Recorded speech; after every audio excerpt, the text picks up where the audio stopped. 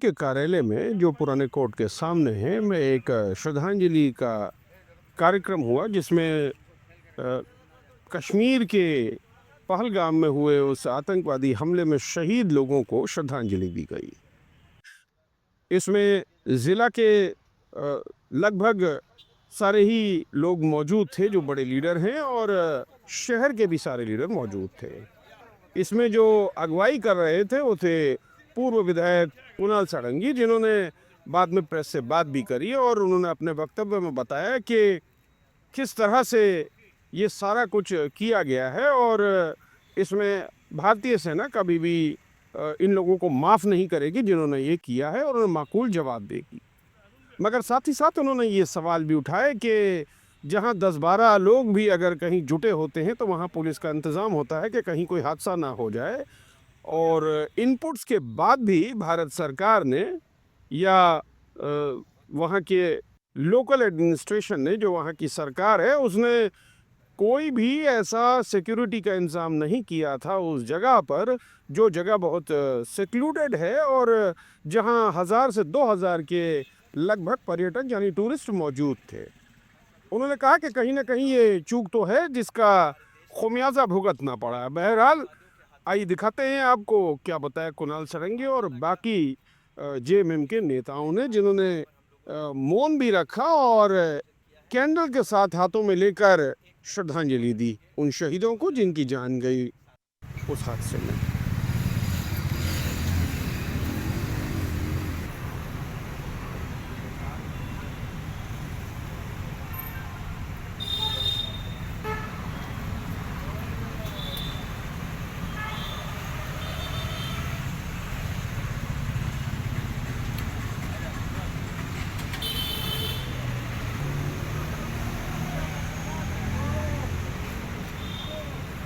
में हमारे देश के भोले भाले नागरिक का जो कत्ल हुआ है उसको श्रद्धांजलि देने के लिए आज पूरी सिंगुल जिला कमेटी की ओर से हम लोग श्रद्धांजलि दे रहे हैं और उसके आत्मा की शांति के लिए और प्रार्थना कर रहे हैं। निश्चित रूप से आज राजनीतिक का समय नहीं है, लेकिन हम लोग इतना ज़रूर कहेंगे कि पुलवामा एक सेंसिटिव क्षेत्र है, वहाँ पहले भी बड़ा घटना हो चुका है। उस क्षेत्र में सेना का नहीं होना या फिर सुरक्षा का पुख्ता इंतजाम नहीं होना, कहीं ना कहीं सुरक्षा में चूक तो कहा जा सकता है। लेकिन हम ये कहना चाहेंगे जो भी है जांच का विषय है, लेकिन हमारे जो भोले भाली जनता का कत्ल हुआ है, निर्मम हत्या हुआ है, उसका जवाब पूरी तरह से पाकिस्तान जिम्मेवार है, क्योंकि पाकिस्तान समर्पित उग्रवाद है, उसका जवाब मिलना चाहिए और भारत सरकार को कड़ा से कड़ा स्टेप उठाना चाहिए। किस बैनर की ओर से देशवासी इसके साथ में खड़ा है? किस बैनर की ओर से आज कैंडल मार्च? आज का कैंडल मार्च पूर्वी सिंहभूम जिला समिति झारखंड मुक्ति मोर्चा की ओर से आयोजित है, जिसमें हम तमाम लोग यहाँ उपस्थित था और सहे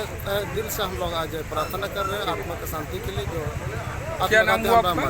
फतेह चंद टुडू मानगो नगर अध्यक्ष झारखंड मुक्ति मोर्चा। गाँव में वो कायराना हरकत है, कोई भी देश अगर करता है तो गलत किया है। और जो आतंकवादी पैदा करने वाला फैक्ट्री है उसको मुंह तोड़ जवाब देना चाहिए।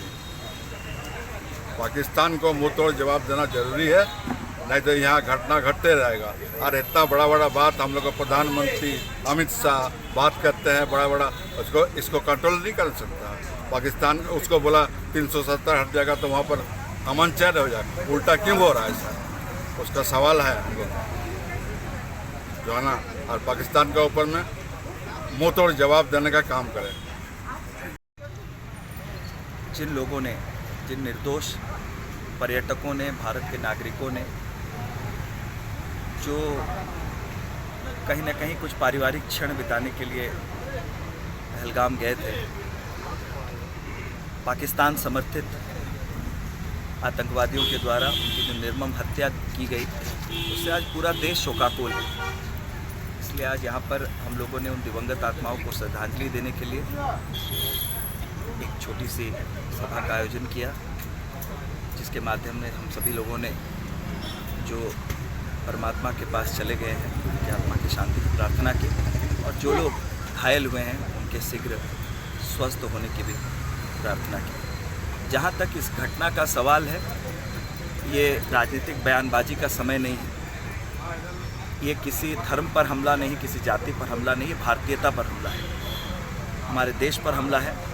और इसका माकूल जवाब हमारी सेना देगी। लेकिन उसके साथ साथ ये सवाल ज़रूर है कि जहाँ दर्जन भर पर्यटक भी होते हैं वहाँ पर भी पुलिस की उपस्थिति होती है लॉ एंड ऑर्डर की सुरक्षा के लिए। कश्मीर जैसे सेंसिटिव इलाके में जहाँ पर पहले से ही इनपुट्स थे इंटेलिजेंस के कि पाकिस्तानी कोई बड़ी घटना दे सकते हैं, 2000 से ज़्यादा पर्यटक उस समय पर, जो मिनी स्विट्ज़रलैंड जिसे कहा जाता है पहलगाम का वो इलाका जहाँ पर वो लोग उपस्थित थे, वहाँ पर किसी भी तरह की सुरक्षा व्यवस्था की तैनाती ना होना निश्चित रूप से इंटेलिजेंस फेलियर का उदाहरण है, जिस पर जांच होकर जो लोग भी इसके लिए जिम्मेदार हैं, जिनकी उदासीनता की वजह से आज इतने लोगों ने अपनी जान गंवाई, उन पर कड़ी से कड़ी कार्रवाई होनी चाहिए। और ये समय पूरा देश शोक में डूबा है।